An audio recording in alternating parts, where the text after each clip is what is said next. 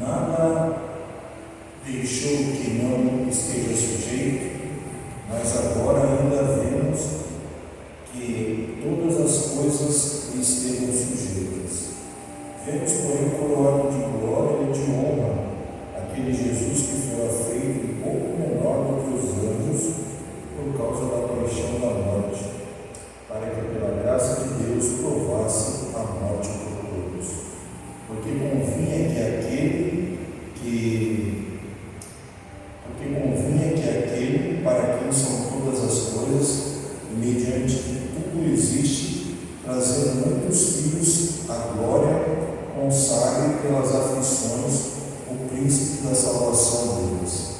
Porque assim o que santifica como os que são santificados são todos de mim, por cuja causa não se envergonha de me chamar irmãos, dizendo: anunciarei teu nome aos meus irmãos e cantarei louvores no meio da congregação. No versículo 8, o autor está dizendo assim que ele quer explicar que o governo está sob a pessoa bendita de Jesus. O governo completo de toda a criação. É como se ele dissesse assim: olha, se vocês olharem para cada parte do universo, se vocês olharem para elas, vocês vão ver que tudo isso Jesus governa e tudo está sujeito a Ele. Todas as coisas lhe sujeitaste debaixo dos pés.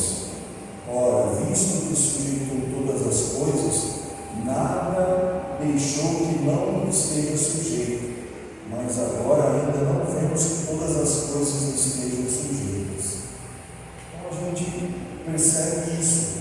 E eu pergunto para vocês lembram de alguma passagem bíblica onde fala que, olha aqui o final do versículo vai dizer assim: ainda não vemos que todas as coisas lhe estejam sujeitas. É uma passagem bíblica que vai fazer essa conexão com isso que está escrito. A melhor passagem para definir isso estava na carta que Paulo escreveu aos Coríntios. 2 Coríntios capítulo 4, versículo 4. Os quais o Deus desse século cegou o entendimento dos internos, para que eles não respondessem ao Evangelho da glória de Cristo, o qual é a imagem de Deus. Olha, então vocês percebem uma coisa: o Deus desse século, príncipe desse mundo, cegou o entendimento das pessoas, para que elas não respondessem à luz da glória de Deus. Quem é eles? É Satanás. Ele cega o entendimento das pessoas, para que as pessoas não respondessem à luz da glória de Deus. Olha só, ele faz com que as pessoas fiquem cegas para reconhecer a pessoa bendita de Jesus e saber que todo o universo, tudo isso, quando fala assim, Deus desse século cegou o entendimento das pessoas, quer dizer assim, o sistema, entendeu? O sistema que Satanás implanta. Jesus é o dominador. Jesus, todas as coisas estão sujeitas, né? Então, assim, ele governa tudo, mas o sistema que o diabo implanta faz com que as pessoas fiquem cegas para reconhecer a glória de Deus, reconhecer a Cristo Jesus. Então a gente sempre vai perceber isso, que é uma batalha espiritual, desde o início, desde o Éden. Então vocês percebem que quando a maldição entra, que quando o pecado entra, e quando acontece tudo aquilo, as coisas já começam a ficar todas elas diferentes. Já não são mais puras, não são mais como Deus havia determinado e desejado. Então hoje o que a gente percebe é isso, que o Deus desse século, Satanás, com o seu sistema, né, com as suas artimanhas, ele faz com que as pessoas fiquem cegas para as coisas de Deus.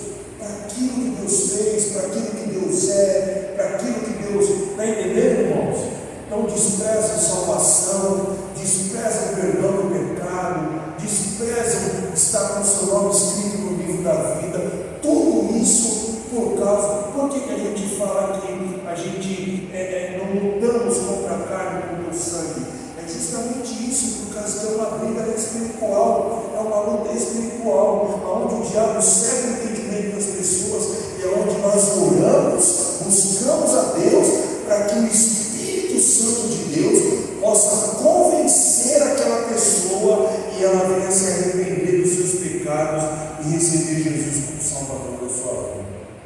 Antes do pecado, a gente percebe no Éden que os animais eram pacíficos. Após o pecado, o que acontece? Eles viram predadores. A terra que produzia o fruto, agora a terra também é atingida, o solo é atingido, agora tem espinho, agora tem abrolhos, tem cádios. Assim, vemos, porém, coroado de glória e de honra aquele Jesus que fora feito um pouco menor que os anjos, por causa da paixão, da morte, para que pela graça de Deus provasse a morte por todos. Se nós olharmos para cima, é isso que quer dizer. Se a gente olhar para cima, a gente vai ver um Jesus coroado de glória e honrado pelo Pai. Por que o versículo diz assim, olha, a Jesus Cristo que foi feito um pouco menor do que os anjos por causa da paixão da morte? Porque Jesus, ele morreu e os anjos não morrem. Então ele foi feito menor do que os anjos, nesse sentido, porque ele morreu. Porque ele, como homem, ele morreu. E o interessante é que assim, é que Jesus não vai, quando Jesus voltar para buscar a sua igreja, então será esse momento que Jesus vai ser coroado por Deus. Ele já usa uma coroa do céu. Olha só. Vemos, porém, coroado de glória e de honra aquele Jesus que foi feito um pouco menor do que os anjos. Olha só. Jesus, então, como homem, vem à terra e Jesus morre. Os anjos não podiam, os anjos não morrem. Então, o que acontece? Ao terceiro dia, Jesus, então, é ressurreto. Jesus ressuscita. E se o autor está dizendo assim, se nós olharmos para Jesus, se nós prestarmos atenção em Jesus, nós vamos ver uma coisa, que no mesmo lugar que o primeiro Adão pecou e o seu pecado a sua falha foi irreparável, nesse mesmo lugar, o segundo Adão, Jesus, ele triunfou para a glória de Deus.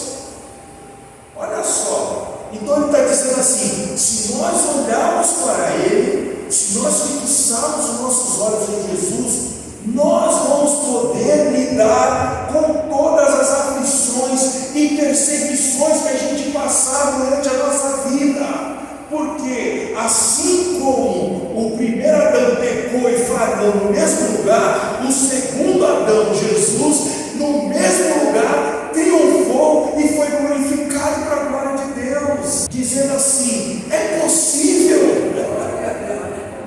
glória a Deus, é possível, a gente consegue, amém, irmãos?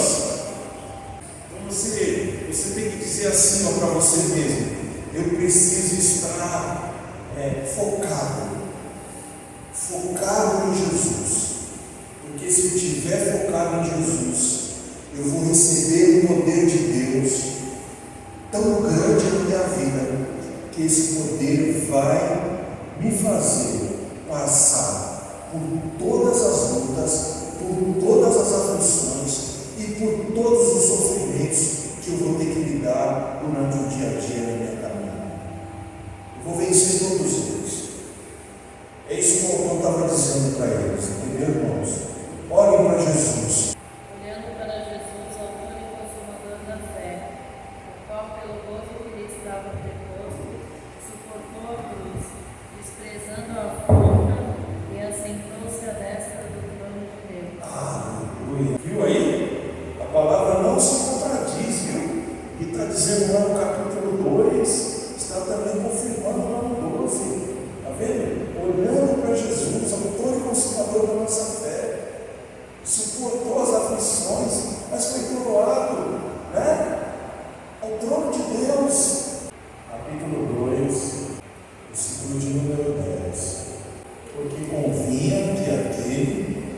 quem são todas as coisas e mediante a quem tudo existe, trazendo muitos filhos agora, consagrar-se pelas aflições, o príncipe da salvação deles.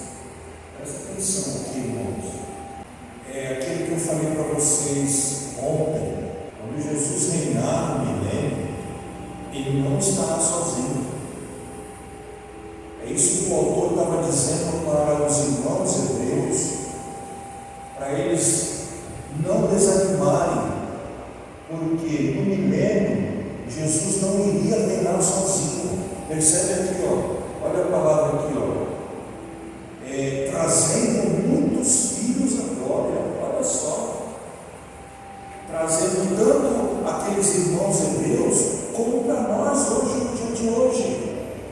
Jesus não vai reinar sozinho, Jesus vai reinar conosco. Nós iremos reinar com Cristo. Olha que privilégio! Se nós perseverarmos até o fim, se nós não voltarmos para trás, se a gente não recuar, se a gente não retroceder, a gente vai reinar com Cristo. Se padecermos com Ele, reinaremos com Ele também. Esse caminho para se chegar à glória de Deus é um caminho de muita luta, de muita aflição. Não é um caminho fácil. Por isso que Jesus, ele vai dizer que a porta é estreita, a porta larga leva para a perdição, diz a palavra de Deus, mas a porta estreita leva para a vida eterna. Por quê? Porque o caminho é um caminho de aflição, é um caminho de luta. Sabe, às vezes a gente pensa que servir a Deus é sombra e água fresca, água de coco, uma rede, e assim por diante, está tudo certo. Não, é uma vida de luta, é uma vida de muita dificuldade, de muita aflição.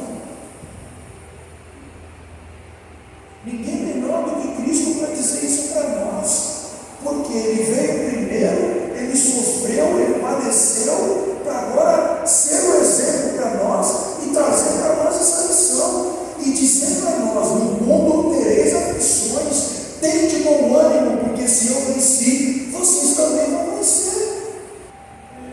O autor está dizendo isso para os irmãos, para poder animar os irmãos.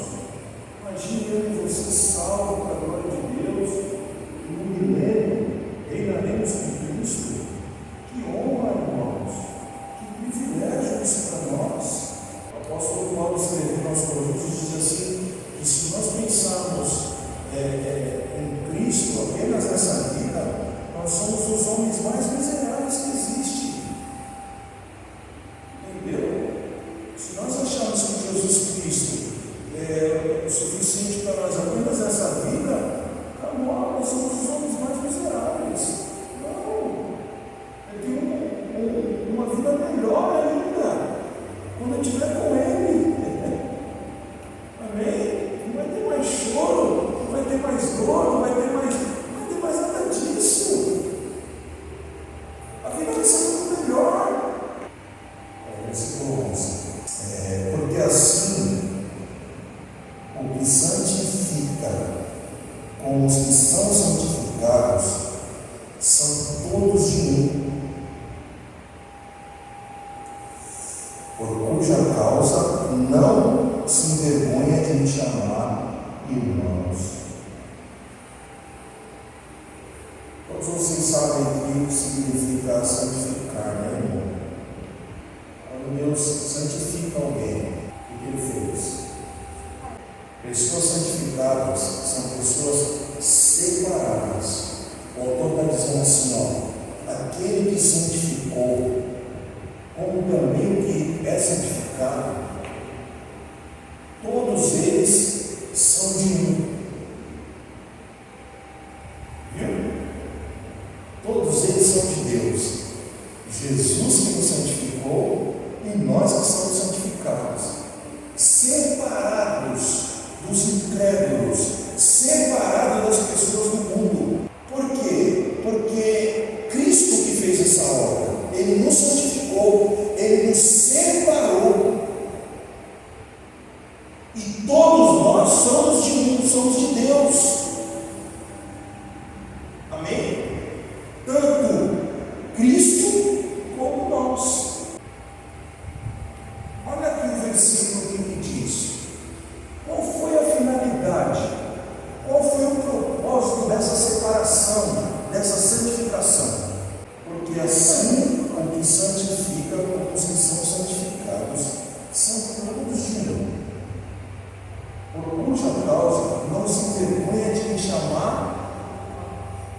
Ele nos santificou, Ele nos consagrou para nós sermos os seus companheiros, para nós seguirmos a Ele. Ele não se envergonha de chamar a gente de irmão. Glória a Deus. Entendeu? Quem é o Fernando? Quem é o Fernando?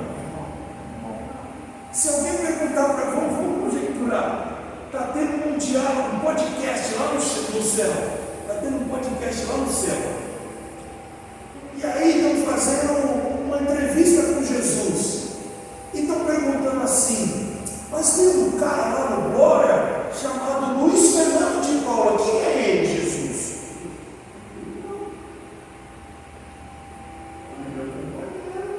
A resposta de Jesus, ele é meu companheiro, ele é meu irmão.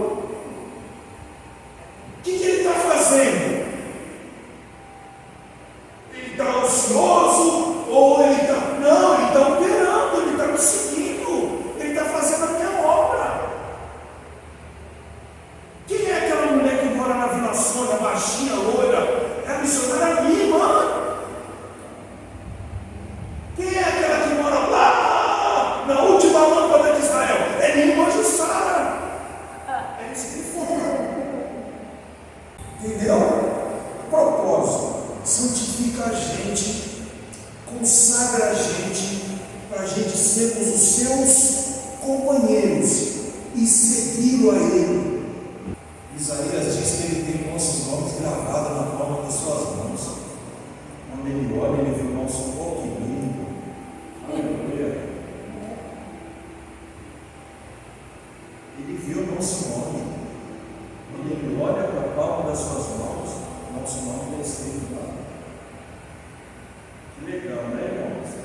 Versículo 12 diz assim: dizendo, anunciarei o teu nome aos meus irmãos, cantarei louvores no meio da congregação. O escritor aqui, ele disse lá no versículo anterior que são todos de um, né? E o que ele vai dizer aqui agora? Ele vai dizer sobre, ele vai fazer pelo menos duas citações aqui, importantes, e essas citações é assim, que Jesus só poderia falar sobre o Pai como o vosso Pai só após a sua morte e ressurreição. Abre no Evangelho de João, capítulo 20, versículo 17. Jesus, não me detenha, porque ainda não subi para o meu Pai, mas vai para meus irmãos e dize-lhes, e eu subo para o meu Pai e vosso Pai, meu Deus e o vosso Deus. Amém? Aí a gente vai ver também, agora, ele só podia apresentar literalmente o Pai quando o grão de trigo caísse na terra e morresse. Se o grão de trigo não cair e morrer, não pode dar o fruto. Evangelho de João, capítulo 12, versículo 24.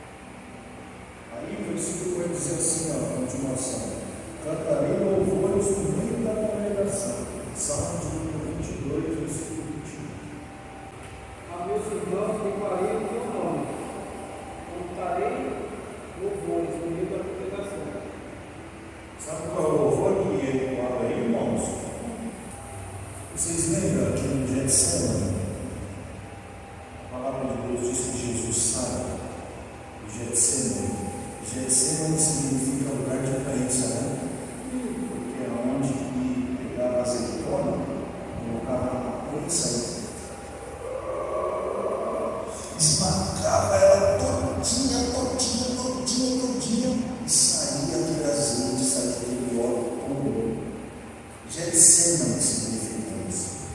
Lugar de preso. Diz a Bíblia que Jesus, saindo do Getsemane, o que ele fez? E tendo cantado comigo, ele foi para a crucificação. Sabe qual é o louvor que Jesus cantou no meio da congregação? Gratidão. Gratidão porque Deus havia operado a ressurreição na vida de Cristo. Ele canta gratidão. Sou grato, Pai. Pai, tu estava comigo. Pai, tu não me abandonou. Pai, ao terceiro dia a promessa se cumpriu. Eu sou grato a ti, Senhor, por tudo que o Senhor fez. Gratidão é o louvor que Jesus entoa, que está nos seus lábios. Aí pega essa referência de Davi, dizendo sobre isso, entendeu? Porque assim, passou pela aflição, passou pela luta, passou pela dor, passou pela morte, mas foi ressurreto para a glória de Deus. Gratidão. Amém, irmãos? Beleza? Vamos encerrar por aqui.